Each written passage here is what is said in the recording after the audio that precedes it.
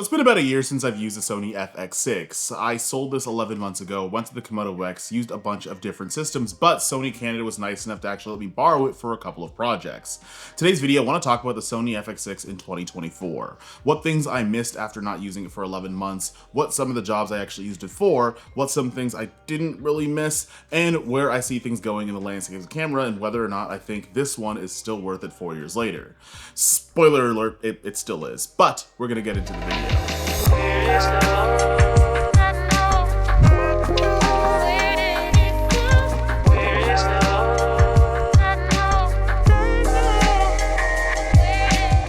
Now, this video isn't sponsored by Sony at all, but it is sponsored by NOMATIC. It's my bag of choice for a lot of my stuff, and the fact that I could actually fit this FX6 kit inside of that bag. Now, over the last couple of weeks, I've had 3 particular jobs where the Sony FX6 made a little bit more sense. The first job was actually shooting a band film. One of my friends had their last band performance pretty much forever, and we wanted to capture that in a run and gun situation, and the FX6 made a lot of sense for that. Just a couple of videos ago, in fact, I think it was the last video, I needed to shoot a project for Artlist and an integration for their brand new AI voiceover. What I wanted to do is kind of make a little bit of a spec Adidas commercial, shoot some athleisure, get a studio, and the FX6 held up really well, especially because we were on such a run and gun situation that a camera that's familiar but also has a lot of those tools would come in handy. And lastly, we worked on a documentary. Now, this is where the FX line as a whole shines. It's a great documentary camera, a great documentary ecosystem, which actually we have to finish shooting tomorrow. However, the FX6 does have all of the bells and whistles that you need for a doc shooter, because a lot of documentaries are shot on the FX line of cameras,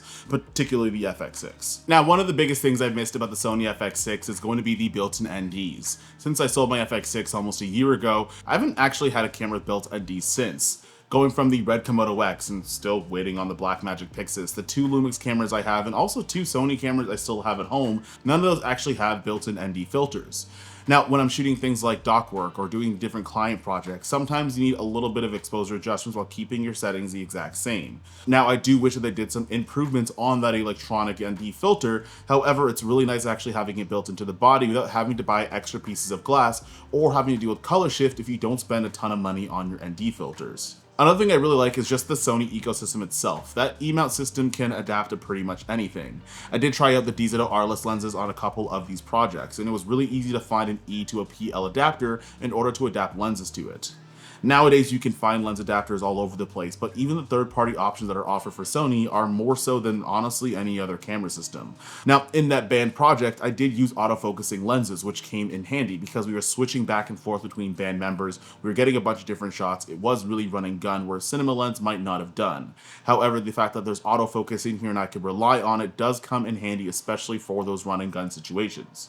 Now, believe it or not, I actually find the FX6 pretty easy to use. It does have a different menu system than some of the other cameras in Sony's lineup, and at the same time, because I've used it for so long, even not using it for about a year, it kind of felt like riding a bike. It took a couple minutes to set up my custom buttons. You do have that full custom panel on there. You can even use the defaults that are on there as well, and you're still pretty much ready to shoot right away.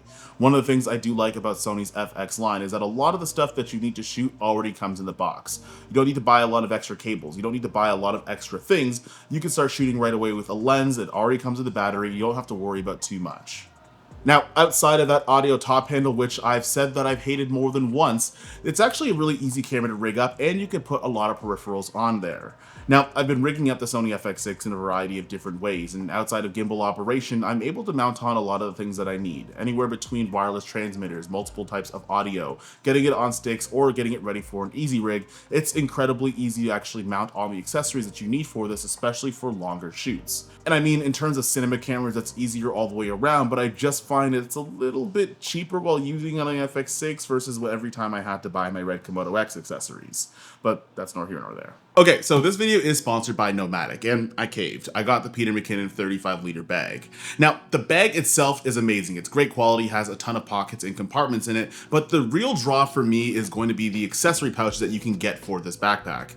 Now, NOMATIC did a great job, and so did Peter for that matter, in terms of getting a bunch of different accessory cases that you can fit and configure your bag to make sure you can fit in as much as possible. Now, you might need to go to the gym a little bit so you can carry everything. However, I have accessory pouches where I've carried anything from 3 camera bodies and 6 lenses, or carried my Sony FX6 package in the 35-liter bag. Generally speaking, for me, when I go on short trips, I love the expansion pouch as well because I can fit extra clothes in it, and sometimes I have to travel to shoots and I could fit in about 3 or 4 days of clothes in here and my entire camera package. Now, if you guys do want to check this guy out, I will leave a link in the description down below, but this is actually great for the FX6 because you can fit it stripped down into this bag, so that way you don't have to worry about Pelican cases, or if you're going for a quick shoot, you only really need to bring this. Now, this is coming from the perspective of doing the round robin in terms of cameras. I've used pretty much everything outside of Nikon, actually, but I'm going to talk about things that I didn't miss on the Sony FX6, knowing that I've used pretty much every other camera. The first thing, and this might actually get on people's nerves, is going to be the 12,800 ISO. Now, I'm not saying I don't like dual native performance. I'm not saying I don't like extreme low light performance. I'm just saying that 12,800 is a lot of ISO to have to jump up to from 800. And keeping it totally honest, that 12,800 isn't exactly as clean as 800 ISO. In fact, in low light situations, I kind of opt for 800 ISO and just make sure I can control my ambient lighting, or at the very least my position. 12,800 ISO is great if you're shooting in the dark, but it is going to give you a little bit of noise and a little bit of mush that you can clean up. However, just the fact that you have to jump up there becomes a really big gap. For example, say you're a little bit underexposed and you need a little bit of a boost, and you don't necessarily have any more iris that you can go down to. You have to jump up to 12,800 ISO, then use your ND filter in order to get that exposure, which just kind of seems like a couple more steps than you need to just to get an extra kind of half a stop or third a stop of exposure. I'd be perfectly happy if the FX6 Mark II decided to have 6400 as its dual base instead of something all the way at 12,800. Or you could take a page out of Canon's book and just give us 3 base ISOs that we can work from. Another thing that I'm never going to let go of is the fact that they could have put a 3.5mm jack on this body. That actually started the snowball that ate away at my soul that got me to sell this in the first place. But the fact that I've had 3.5mm jacks in almost every other camera, the fact that I'm going back to this guy and I want to compact it and put some audio on it, it always becomes kind of a hassle. Now, there are some wireless labs that have 32-bit recording, and you can connect that into your Sony FX6. It just becomes one more thing because not only do you have to press the record button independently, but then you have to sync all of that in post, which makes, again, way too many steps that I don't really want to do. Another thing that I don't miss using everything else is external raw recording. Now, I do have the Atomos Ninja 5 on my FX6, and I've been using that monitor since I got it a couple of years ago. Now, the external monitoring, now you can externally record ProRes RAW on the FX6, the FX3, and some of the other cameras. However, having used cameras that have it internally, like the Blackmagic 6K and soon to be the Pixis, and using the GH7, all of those are internal, which going back to this, if I do want that extra information, I don't have it anymore. I do have to have an SSD drive connected to my Atomos Ninja 5 recorder, then take it out, use a converter, go back to DaVinci Resolve, and then I can edit my footage. Now, I don't have gigantic problems with that. I've done it a couple of times before, but it is kind of nice when it's already built in, and there's a lot less steps you have to take. And also, you save money on SSD drives. And the last thing that I didn't miss about the Sony FX6 was its card type. Now, CF Express Type B I can use on multiple different camera systems. Canon, Blackmagic, Red even, and I think even Nikon use CF Express Type B cards in terms of its higher read and write speeds to accommodate for all of those files. Now, on the Sony side of things, if you want to be able to get the most out of some of that footage, I'm pretty sure at this point it's updated where you don't have to use CF Express Type A cards. It's just annoying that you have to use CF Express Type A cards in general. They're super expensive, they're really small and easy to lose. In fact, I lost one of my cards for 6 months. I can't cross-pollinate my memory solution, which makes it a little bit annoying because I do have multiple systems at home. Now, again, you can get some really good V90 cards and be fine, but I do like the idea of just using the best card you possibly can, especially with those 1TB Angel cards that I've used quite a bit. And I know I can use them on my FX6, I just can't use it on anything else when it does come in, which means I have to buy more cards, which just becomes something that I actually didn't miss going back to this for a couple of weeks. Now, in 2024, there's been a bunch of different camera releases. There's a bunch last year, there's a bunch the year before, and Sony's no stranger to releasing cameras every 2 weeks, but they've been oddly quiet in a little bit. Canon's released their C400, a camera that's supposed to compete with the FX6, but it does have a lot of things that the FX6 doesn't. Now, some people might say that Sony's falling behind or they're losing the war, but I don't actually think that's very true. Keep this in mind for a second. Sony's been releasing cameras every couple of months for years now, to the point where we actually turned around and got kind of sick of the fact that they had a camera out every couple of weeks. now that they slowed down a little bit, might indicate that they're not necessarily falling behind, but they're already kind of at the top of the hill already.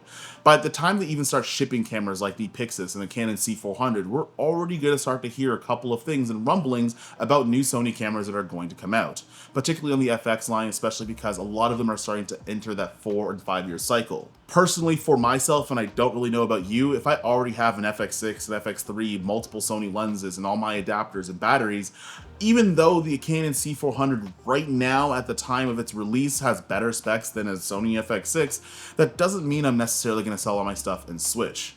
Sometimes that migration process is a little bit longer, and it's definitely a lot more tedious than one would expect. Being invested into something like a Sony FX6 or any of their higher end cameras means you're probably going to be pretty invested in terms of its rigging and all the other accessories that it might have. And with that, even when you have things like the Z6 III or the GH7, I don't think that's necessarily causing people in droves to start moving away from their Sony system to something else, especially because you have to make that port over from an ecosystem perspective and not just the camera body. In terms of the FX6 Mark II, I have no idea when it's going to come out, and don't ask me, I have no clue.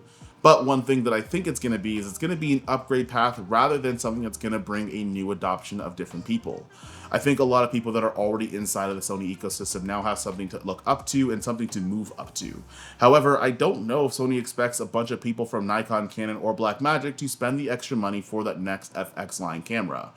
However, if it does come out, I'll probably be the first one to buy it, and I'll probably be the first one to make 100 videos about it. However, I do think a lot of these cameras nowadays are services to people that are already existing in the ecosystem, or if you're really upset with what you got, well, there's another option for you. I also want to point out, in terms of going the round robin in terms of different cameras is an incredibly rare position to be in. I can maybe think of maybe 20 people on YouTube that have the ability to rent, borrow, buy, just interchange the different kits that they want to use for their productions or their YouTube videos.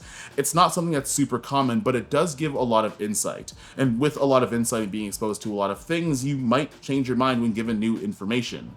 But that's also kind of cool because I get to report that stuff back to you guys, like using the Sony FX6 almost a year later and still saying it's still one of the best cameras that you can get for a lot of things.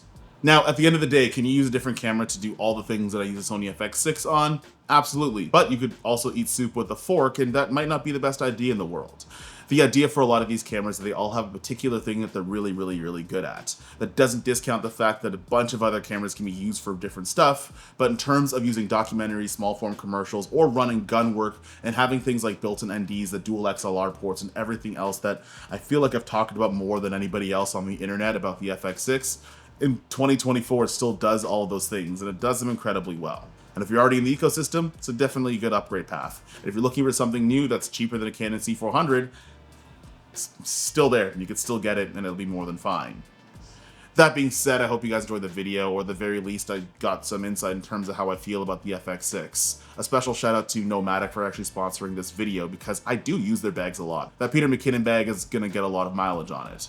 Now, YouTube does think that you kind of want to see that video over there. I don't know what it is yet. The algorithm's going to tell you, and I'll see you guys in the next one. Peace.